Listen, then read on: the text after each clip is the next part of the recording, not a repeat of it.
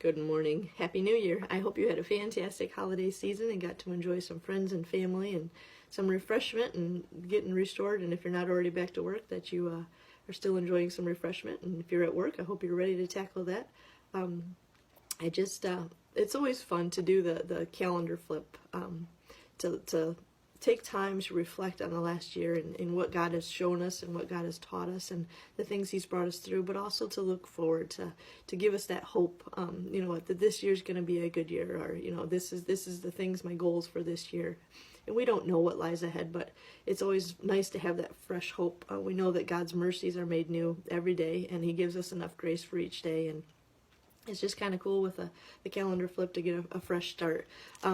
Back a while ago, several years ago, I used to name my years. I'd have a goal for the year, and I'd name the year. And I remember I named one year the year of growth, and our pastor actually this year has named Pastor Tony Petronico out of First Baptist in Lewiston has named this year a year of growth. And I thought, because I remember the year that I named that, it was to that time was one of the hardest years I had ever gone through.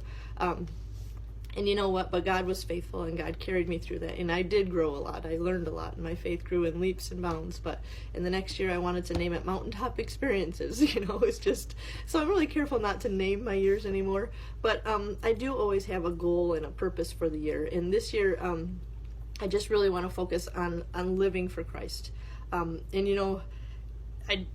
already 3 days into the year, and I'm sure I know I've already messed this up, and it's so frustrating sometimes that we can get discouraged and we can have that disappointment. And but this year my goal is to have that service-driven life. I saw this as a phrase in one of my study Bibles, and I just thought, what an incredible goal in life, to be driven by service for Christ. And in my verse for this year, and I encourage you to pick a passage. Last year mine was in 2 Peter, and it's just a passage or just a verse itself, something that you want to take to heart, and you want God to teach you more about that. And mine is in Philippians 1:20-21. It says, as it is my eager expectation and hope that I will not be at all ashamed, but that with full courage, now as always, Christ will be honored in my body, whether by life or by death. For to me, to live is Christ, and to die is gain. Now, I'm not saying that I want to die. I really don't want to. I think God's still got some purpose here, but whatever His will is, it is. But my life, for me to live is Christ. That's going to be the quote I'm going to take out of that. To live is Christ. That means everything in my life is going to be driven in service to Him. And am I going to get that perfect? Probably not. But that's going to be my goal this year. And I'm studying the book of Philippians and the book of Acts to start the year. Acts was kind of how the church first came together. The Holy Spirit was poured out on them. And then Philippians is Paul's letter to the Philippians, encouraging them to grow in their walk with Christ and to continue in their faith. And I just thought those were really good books to start off the year with and to study out. But actually, I'm not going to talk about that at all today, but I'm sure you're going to hear lots more of that in the future, as that's going to be my journey for this year. But today I'd like to actually talk about discouragement and disappointment. Are there things in your life that you've been praying for a long time, and they just don't seem to be getting better, or you don't seem to have that victory, or you feel like you take 2 steps forward and then you take 3 steps back? There's those things in our life that are going to carry over from last year. Or previous years. Maybe it's something we've been praying about for years. Maybe it's a job situation. Maybe it's a situation in our family. Maybe it's a situation personally that we can't seem to get a good handle on. There's all those battles that are going on, and Satan is really good at using discouragement and disappointment, and he can whisper those, you've been praying about this for years and nothing has come. But you know what? I just encourage you to take heart. I encourage you to keep following where God is leading you, and even in the times where you mess up, go to Him, ask for forgiveness, and ask Him to restore you.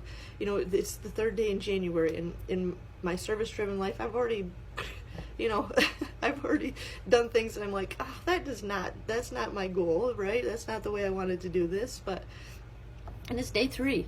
But you know what? God is a gracious God, and He gives us new mercies, and He gives us that grace for each day. And I just pray that this year that my life will honor that. And even the discouragement and disappointments. Sometimes I think God leaves those things in our lives because we get the mindset like, if this would just happen, I would be so much happier. It would be so much easier.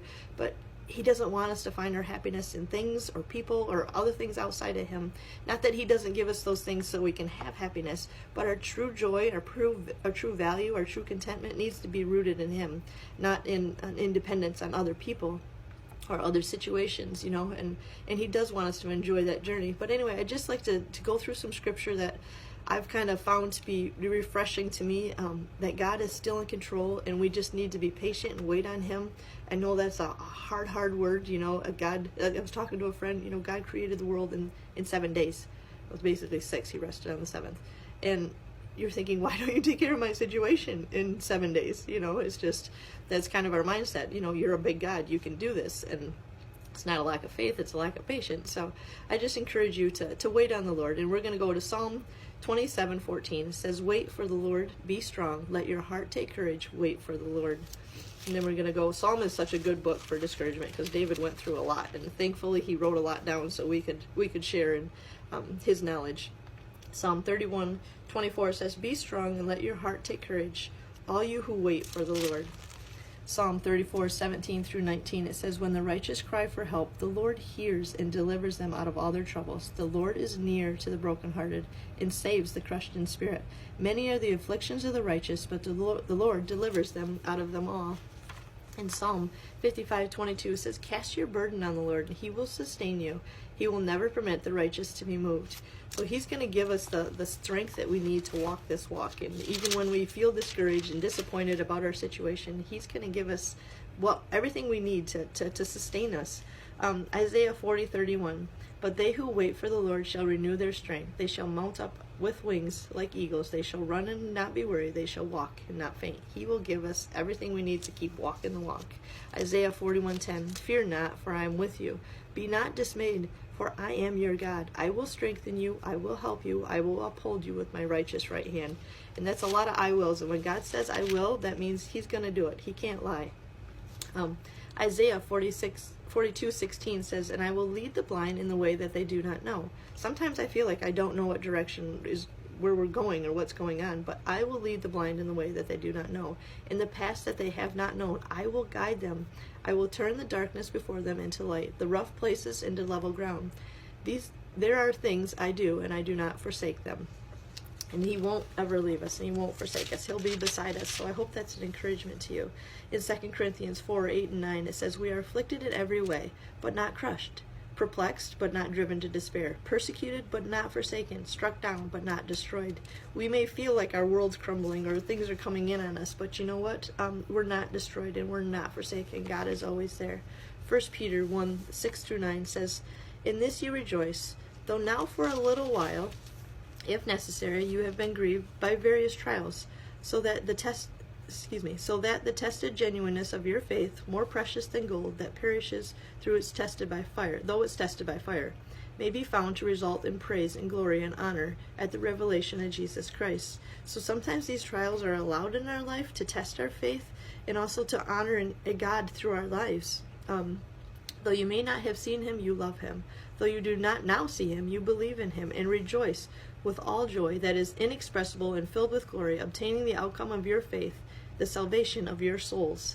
So you know what? God's still doing a good work in us, and he has good plans for us. And in the trials in our life, he's gonna be beside us. He's gonna give us what he needs. He's gonna lead, and he's gonna guide and direct and give us the strength and the grace that we need to walk through this day. I just encourage you to keep walking the walk, and even when we're discouraged or we're frustrated or disappointed, keep seeking him. Keep praying. Pray fervently. Keep crying out to him, because God is listening and he is there. And I just encourage you to keep walking and keep fighting and just